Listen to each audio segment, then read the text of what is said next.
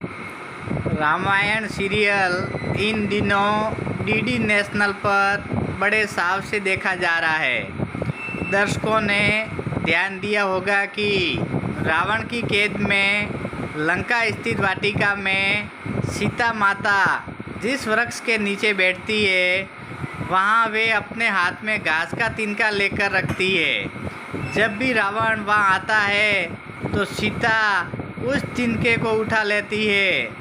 बहुत सारे लोगों को इसका वास्तविक कारण पता नहीं होगा, लेकिन हम आपको इसकी वजह बता रहे हैं। आप भी इसे पढ़ें और जानिए घास के तिनके का क्या रहस्य है। रावण ने जब माँ सीता जी का हरण करके लंका ले गया, तब लंका में सीता जी वट वृक्ष के नीचे बैठकर चिंतन करने लगी। रावण बार बार आकर माँ सीता जी को धमकाता था, लेकिन माँ सीता जी कुछ नहीं बोलती थी। यहाँ तक कि रावण ने श्री राम जी के वेशभूषा में आकर माँ सीता जी को भ्रमित करने की भी कोशिश की, लेकिन फिर भी सफल नहीं हुआ।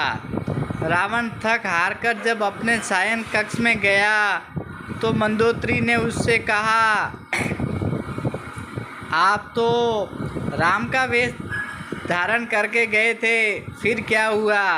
रावण बोला, जब मैं राम का रूप लेकर सीता के समक्ष गया तो सीता मुझे नज़र ही नहीं आ रही थी।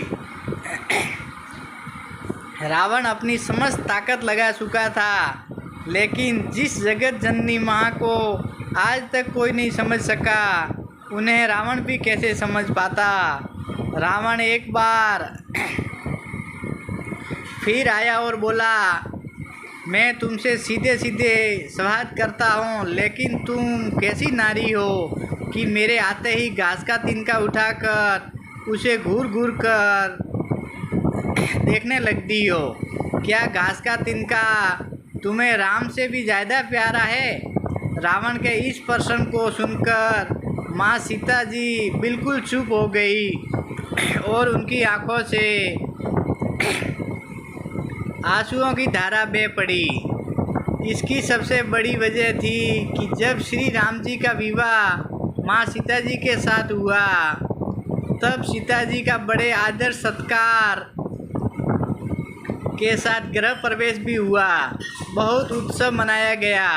प्रथा अनुसार नववधू विवाह पश्चात जब ससुराल आती है तो उसके हाथ से कुछ न कुछ मीठा पकवान बनवाया जाता है, ताकि जीवन भर घर में मिठास बनी रहे। इसलिए माँ सीता जी ने उस दिन अपने हाथों से घर पर खीर बनाई और समस्त परिवार राजा दशरथ एवं तीनों रानियों सहित चारों भाइयों और ऋषि संत भी भोजन पर आमंत्रित थे। माँ सीता ने सभी को खीर परोसना शुरू किया और भोजन शुरू होने ही वाला था कि जोर से एक हवा का झोंका आया। सभी ने अपनी अपनी पतेले संभाली। सीता जी ने बड़े गौर से सब देख रही थी। ठीक उसी समय राजा दशरथ जी की खीर पर एक छोटा सा घास का तिनका गिर गया, जिसे माँ सीता जी ने देख लिया। लेकिन अब खीर में हाथ कैसे डाले, ये प्रश्न आ गया। माँ सीता जी ने दूर से ही उस तिनके को घूर कर देखा तो वो जलकर राख की एक छोटी सी बिंदु बनकर रह गया। सीता जी ने सोचा, अच्छा हुआ किसी ने नहीं देखा।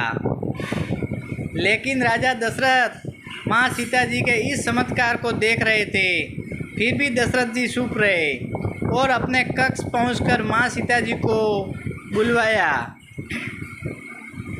फिर उन्होंने सीता जी से कहा कि मैंने आज भोजन के समय आपके चमत्कार को देख लिया था। आप साक्षात जगत जननी स्वरूपा है, लेकिन एक बात आप मेरी ज़रूर याद रखना। आपने जिस नज़र से आज उस तिनके को देखा था, उस नज़र से आप अपने शत्रु को भी कभी मत देखना। इसलिए माँ सीता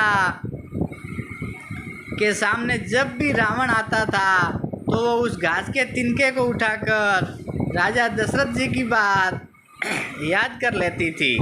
वो तरण धर ओहट कहत वेदेही सुमीर अवधपति परम स्नेही, यही उस तिनके का रहस्य है।